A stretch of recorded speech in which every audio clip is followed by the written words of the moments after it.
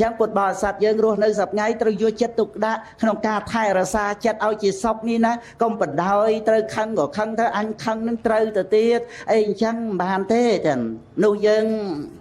ត្រូវតែយល់អំពីសភាពនៃការខឹងក្រោធនឹងគឺជារោគរបស់ចិត្តឬថាជាសម្រាមដែលយើងត្រូវតែបញ្ជូនចេញបោះចេញពីជីវិតរបស់យើងអ្វីដែលជាគ្រឿងស្មោកគ្រោកនឹងត្រូវរស់នៅក្នុងសភាពស្អាតដែលបានជាទីតាំងនៃសេចក្តីស្ងប់រងាប់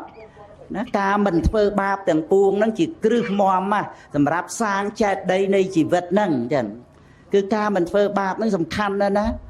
ណាចៅក៏ធ្វើបន់បានដែរណានេះរឿង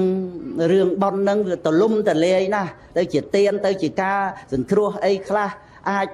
មានចិត្តដឹងគុណម៉ែឪអីចឹងទៅក៏មានដែរនឹងឯងប៉ុន្តែជាចោលទេប្រកដីហ្នឹងដូច្នេះសំខាន់ណាស់ត្រង់សពបាបស្សអករណង្គនេះការមិនធ្វើបាបទាំងពួងហ្នឹងគឺជាគ្រឹះនៃបុណ្យកុសលហ្មងទៀតដូចជាគ្រឹះនៃបច្ច័យដីអញ្ចឹងគឺត្រូវតែឲ្យមមតំអញ្ចឹងមកបានសាងតួបច្ច័យដីគឺកុសលាសូបសម្បទានឹងបានហើយ